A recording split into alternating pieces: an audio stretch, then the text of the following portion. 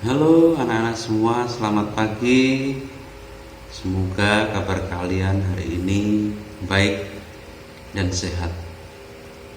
Pada kesempatan kali ini, kita akan memulai pembelajaran kembali, di mana kita akan tetap melaksanakannya dalam kegiatan daring atau online. Untuk itu, sebelum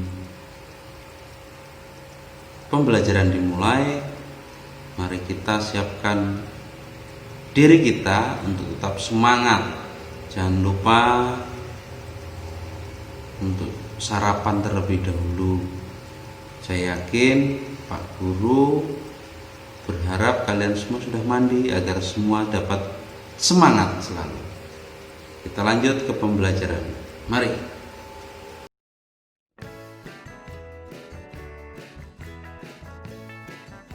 Pada hari ini kita akan belajar tema 1. Tapi sebelumnya Pak Guru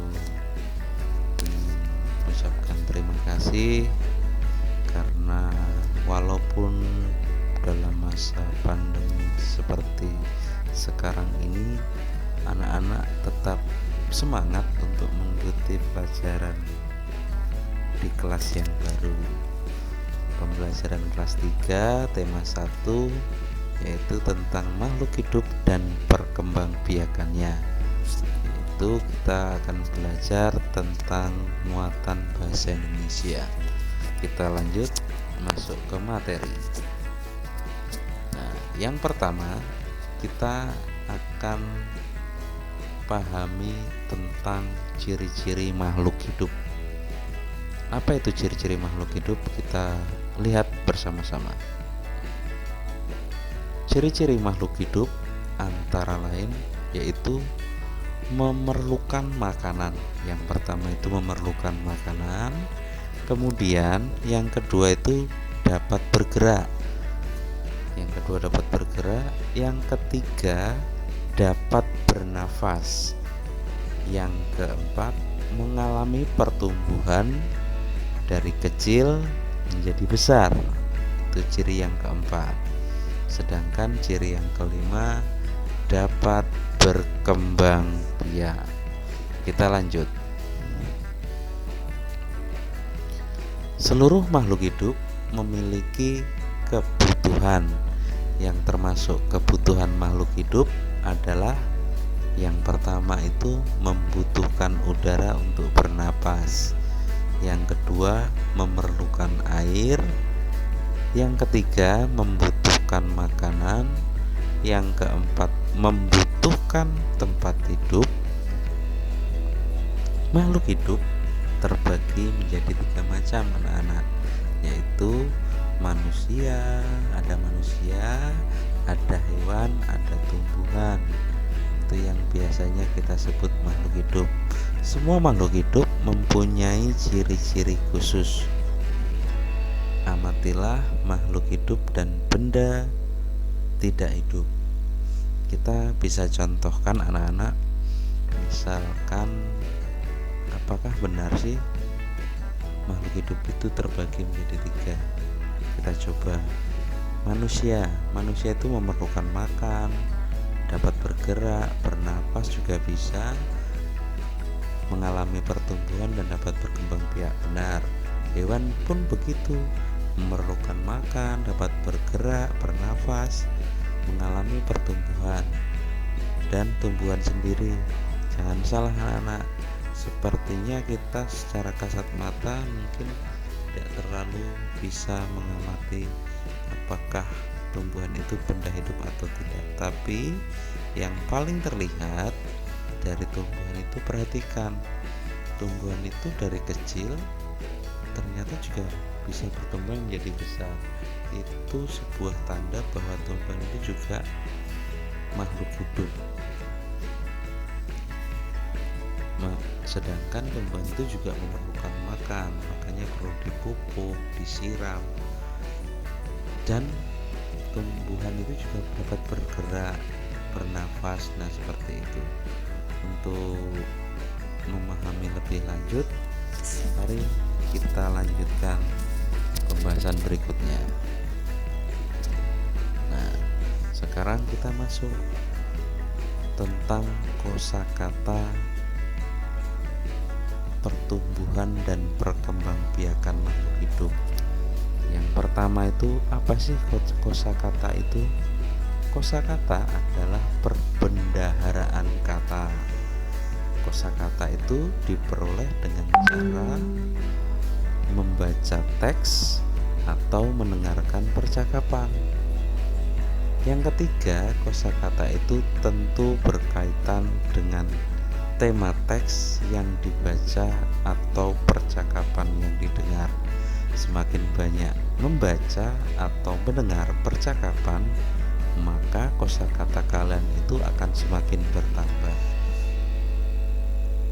Nah, di sini kita bisa membaca dan mendengarkan tentang bacaan yang sebentar lagi akan Pak Guru baca. Nanti silahkan kalian amati serta pahami apa saja kosakata yang ada dalam bacaan yang Pak Guru akan baca. Oke, Pak Guru baca langsung. Makhluk hidup mengalami pertumbuhan. Manusia, hewan, dan tumbuhan mengalami pertumbuhan.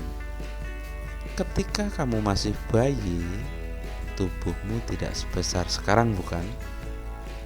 Tubuhmu sekarang ini tentu lebih tinggi dan lebih besar. Begitu pula dengan anak ayam, juga tumbuh semakin besar menjadi ayam dewasa yang tadinya dari telur menetas, kemudian dengan berjalannya waktu ayam itu tumbuh dengan besar. Tumbuhan semakin tinggi, semakin pula tinggi batang dan jumlah daunnya juga semakin banyak anak-anak. Hal itulah yang membuktikan bahwa makhluk hidup itu mengalami sebuah pertumbuhan. Selain tumbuh, makhluk hidup juga berkembang biak. Berkembang biak itu artinya menghasilkan keturunan yang mirip dengan induknya. Pak Guru ulangi. Berkembang biak artinya menghasilkan keturunan yang mirip dengan induknya. Tujuannya yaitu melestarikan jenisnya supaya tidak punah. Manusia berkembang biak dengan cara melahirkan, berkembang biak dengan cara, hewan berkembang biak dengan cara yang berbeda-beda. Ada yang bertelur dan ada juga yang melahirkan.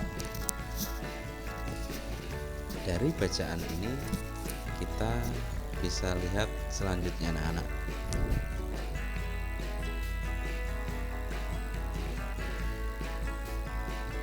Berdasarkan teks yang telah dibaca, kita dapat menentukan temanya, yaitu pertumbuhan dan perkembangbiakan makhluk hidup.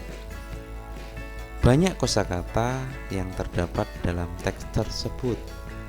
Ada kosakata yaitu manusia, hewan, tumbuhan, pertumbuhan, berkembang biak, tinggi, besar, bertelur, melahirkan, keturunan, dan induk. Sebenarnya dari bacaan tadi masih banyak sekali kosakata yang ada, namun sebagai contoh Pak Guru berikan contoh seperti yang Pak Guru jelaskan tadi.